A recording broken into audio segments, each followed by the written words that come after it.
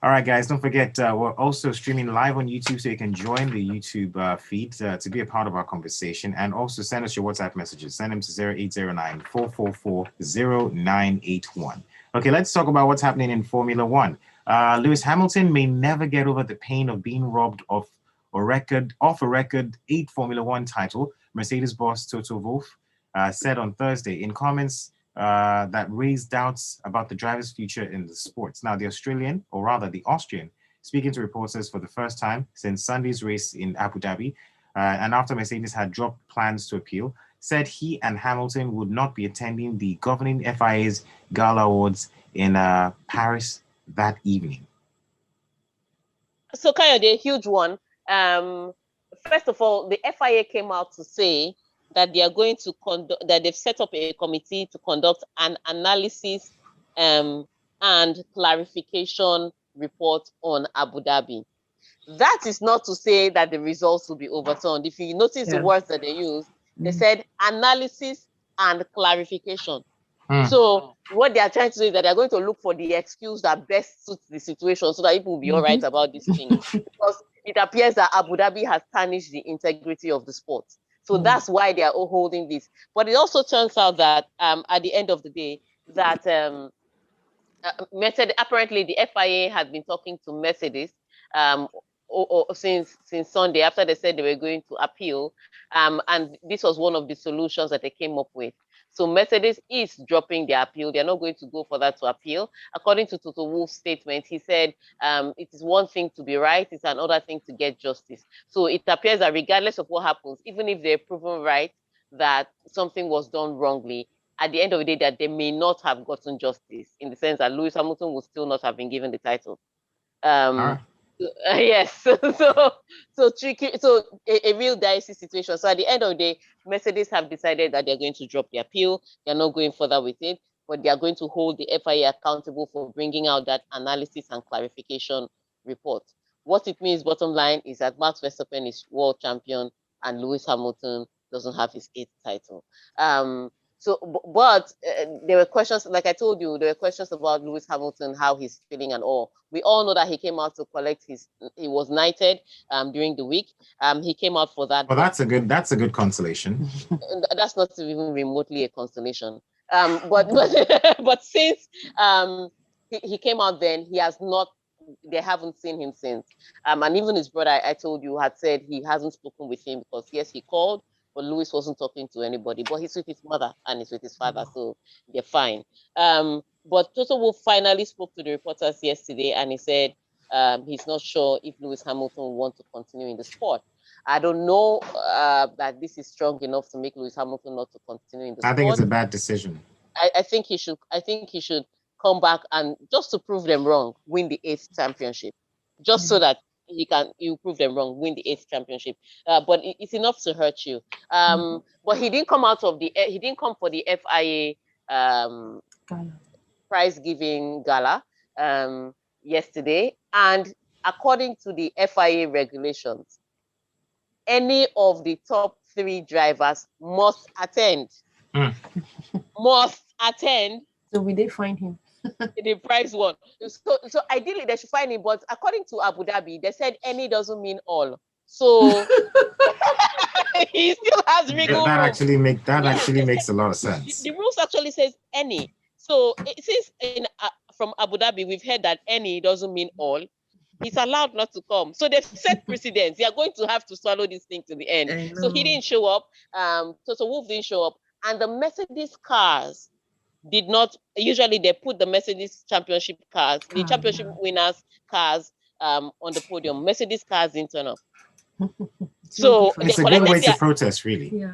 They collected their trophy. They sent James Allison, the chief engineer there. They collected the trophy. Valtteri Bottas was there. He collected his 3rd place trophy. But no Lewis, no Toto, and no Mercedes cars. So that those were out of it. But I think for me, the most upsetting thing that has been coming around is Max Verstappen saying that Lewis Hamilton should comfort himself with the fact that he's won 7 titles before. No. It's almost like saying I have 100,000 naira and somebody swindled me of 20,000 naira, but I should comfort myself Because you still have 80,000 naira. Like it's just a horrible statement to make. And I've said it before, and I will say it again. He doesn't sound like a nice guy, and he doesn't have to be. But he's a really questionable character to be saying this. That he should be consoling himself with the fact that he's won before. I mean, I don't know who advised him to say that, but he said it twice now, and I think that that's what he really means, and it needs to stop. But all in all, bottom line, Max Verstappen is champion. So everybody just needs to find a way to move on. You know, just chill, everybody. Just chill. Okay, I don't know if you have time to get into the next story, but let's take some messages here real quick. This one here from Tyre from Ajay says, with all this spending on COVID tests, how much is left to buy tickets? Better enjoy the experience from my TV. Then also he further says, Sir Lewis Adijare Hamilton lost the race but gained knighthood. Talk about sacrifice. Okay, so that's what I said too. I said it's it's quite at least it's not a consolation. No, one is history making, the other one is not. There are other knights in England, but there's nobody that's ever won 8 world championships in F1. Two different things. Okay, tell you what we should do. We see there's stories here that talks about the Premier League and also Chelsea slip up amongst other things. But we're going to go on a quick break first. When we get back, we'll do some more talking. If you want to be a part of our talk, please send your messages to 0809-444-0981. I'll say that again, 0809-444-0981. Stay with us. This is The Locker Room right here on Smooth 98.1. So is the Kayode, can you hear me? Yes. Okay, so we'll continue with the stories as is. So Doctor is taking the next 2 stories. Okay. So Doctor, you just have your thoughts because I don't think we'll have enough time to cover everything. But try as much as possible to remember the PL, the teams, and then the players are missing. Starting with the 6 COVID games, I mean. Yes. Yes. So we'll start with the 6 COVID games, then we'll go into the Chelsea dropping points. Is that the next story? What's the order of the stories? Yes, you're right. Yes, that's the order of the story. Yeah. So that's how it's going to be. That we're going to take it. But yes, really, really crazy one with COVID. What's upsetting me about these European footballers is that when these vaccinations came out, I expected them to be the first people to be vaccinated because it's your job. It's your job. And since it affects lungs, how on earth are you not taking this to protect your lungs? Because now you heard what Kevin De Bruyne said. Another reason why he can't play all games and he can't play for 90 minutes. He's still affected by the fatigue. Yes. COVID. Who does that to themselves? As footballers, who does that to themselves? And then you get infection that destroys your lungs. I mean, and then your work is tied to your lungs. Who does that? It's not like you're talking in the studio. What's wrong with all of them? Very silly little boys. And now it's just becoming a huge problem. I mean, I know that there's going to be a wave, another wave, but we have to learn to live. This one is really bad because one, it's highly contagious. That's how bad this is. Are we talking about the Omicron variant? Yes, it's highly, highly contagious. Like more than the rest, even though but the only good thing is they've not recorded. I think only 1 or 2 deaths have been recorded. But they're saying it's also mild, so maybe that's why they're not taking it seriously. Yes, but this could have been averted if people were really double vaccinated. If we're double vaccinated and we also continue to maintain our social distancing, that's the problem. So a lot of people just have not gotten. Yes, a lot of people just thought that once they are vaccinated, they can walk around without masks. They don't have to maintain social distancing. No, but it's the first thing they said. They said even if you get vaccinated, you can still get it. So keep. We're going live. We're going live. Yeah, sorry. Oh yeah, go back.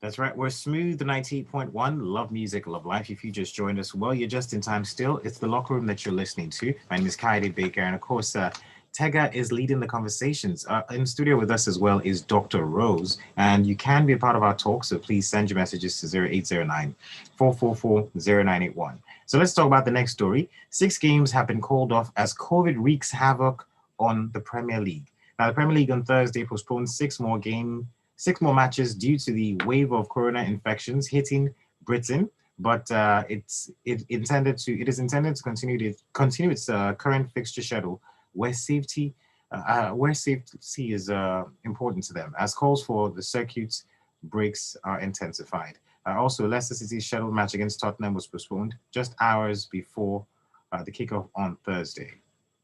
Okay, so the COVID outbreak is really hitting every country bad, but mostly Britain, maybe because they are the ones to really put all their statistics out there, but also because they have lots of travelers in and out of Britain because of their location.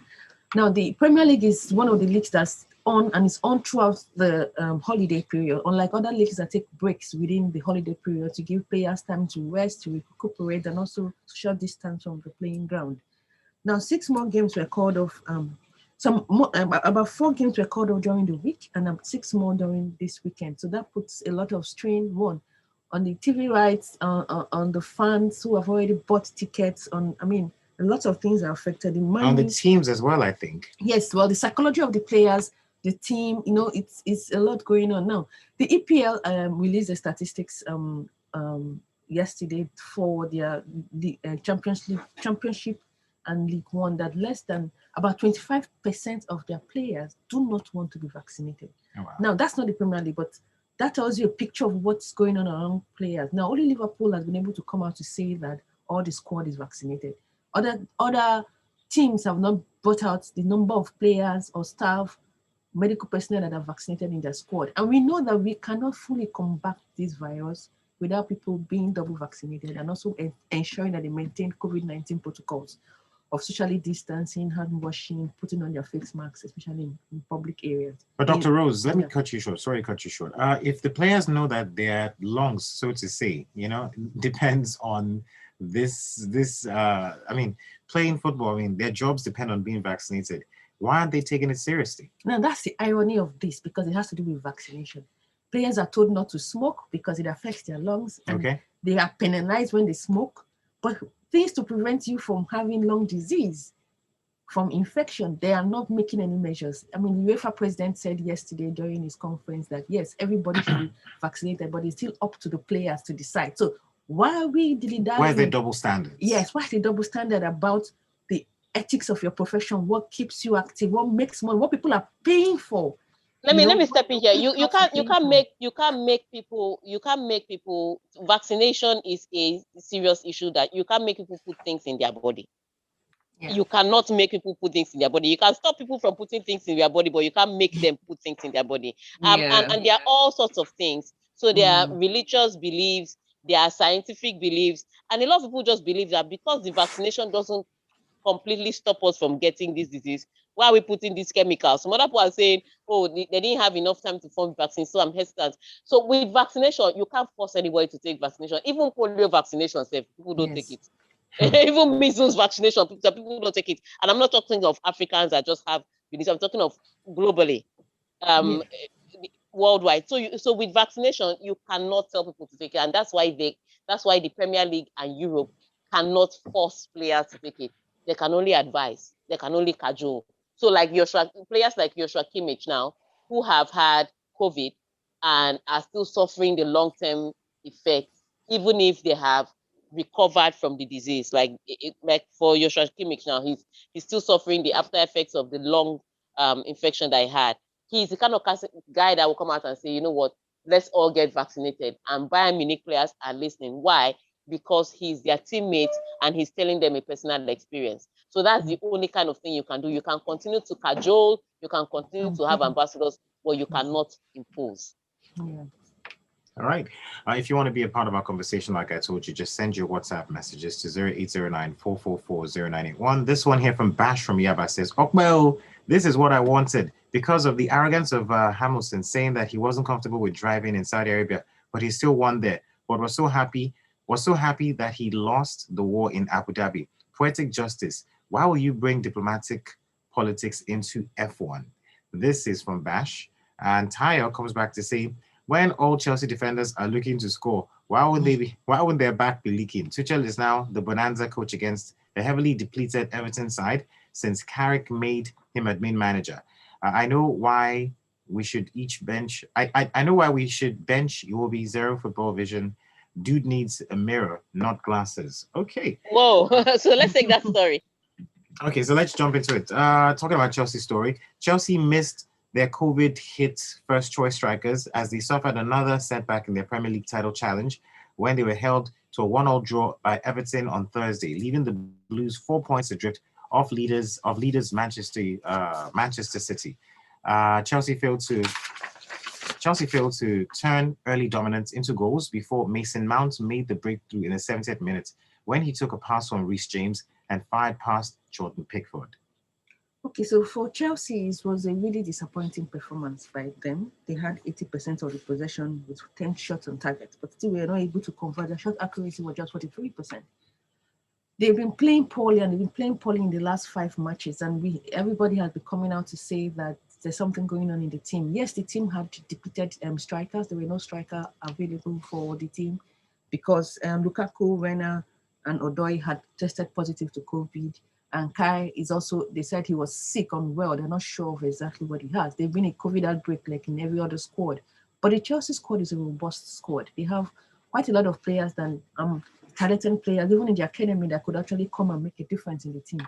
But their performance yesterday was flamboyant, especially when they were playing against Everton, who also have been... They've been struggling They've too. been not only struggling, they don't even have enough players who are fit. Their 2 main strikers are out, So I don't know the way back for Chelsea. They need to, Tuchel needs to look at the team and see what he could do, especially with contract talks, especially for those in the defenders who are planning to leave. Their contract talk at the end of the year. The players are not purposefully playing. We don't know what the team spirit the team spirit is in the locker room. So, maybe a little transparency will shed light on what's exactly going on in the team. Maybe there's lack of trust. We don't really know what's going on. And I think a little clarity may help. But they are now 4 points ahead of the top, which is in Premier League, you don't sleep because now the matches are all over the weekend, over the holiday. There are lots of matches to be played. And then by January, there's a Champions League, there is a what's it called? The African Cup of Nations. Chelsea is going to lose some players. They're going to lose their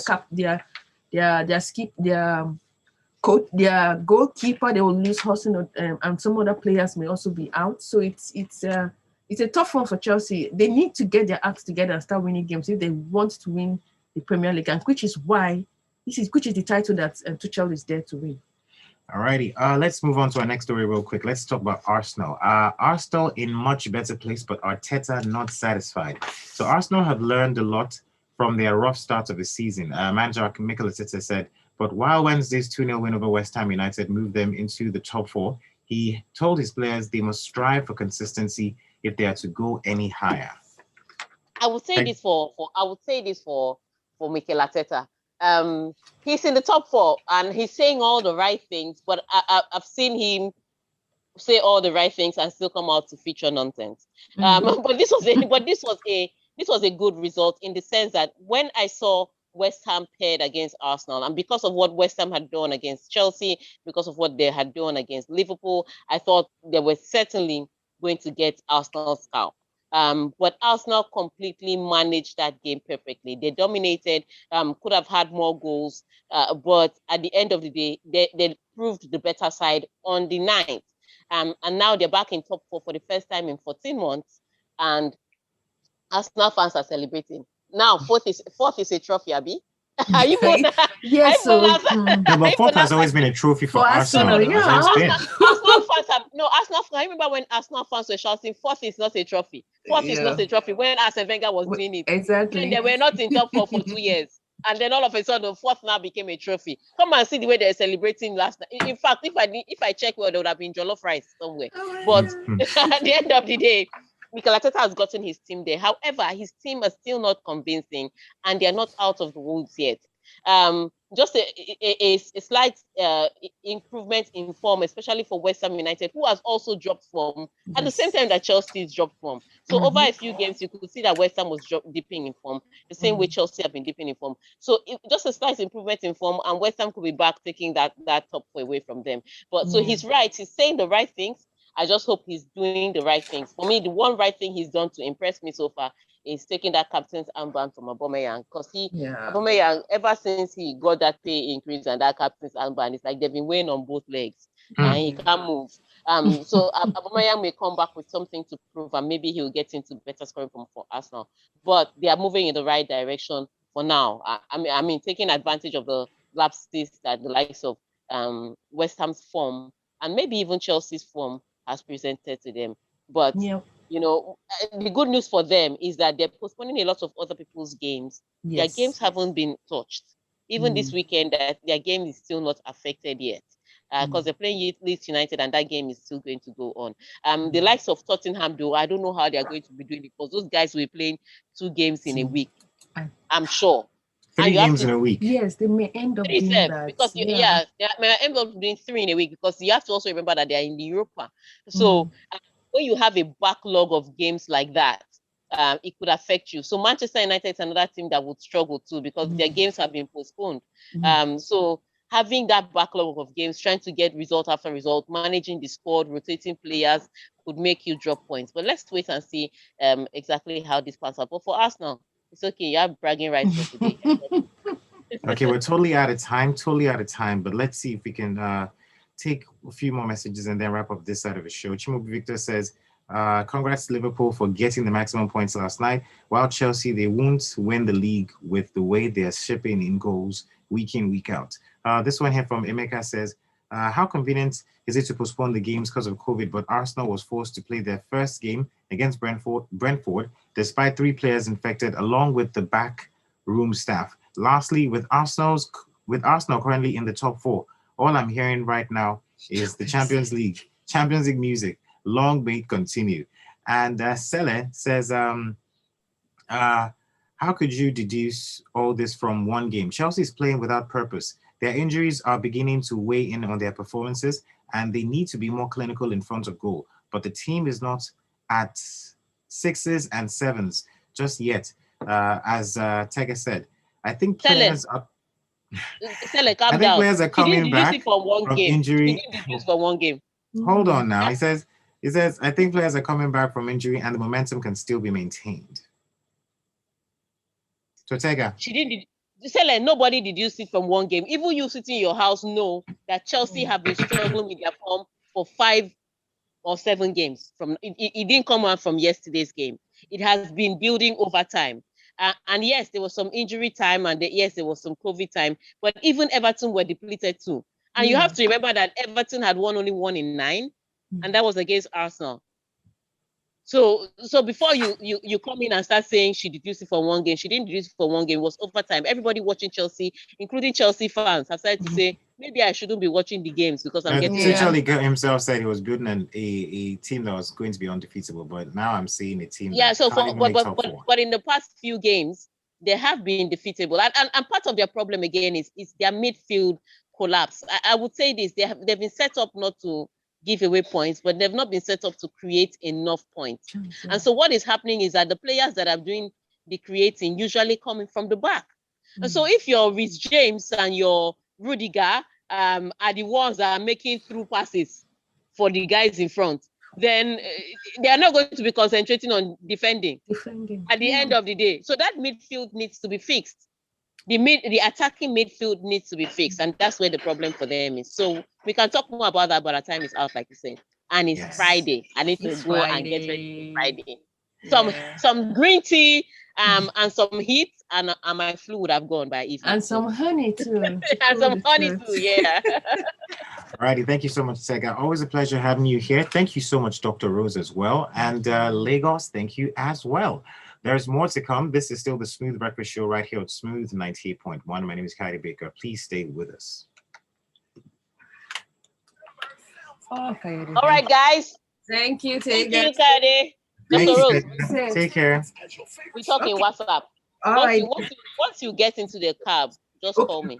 All right, I will. All right.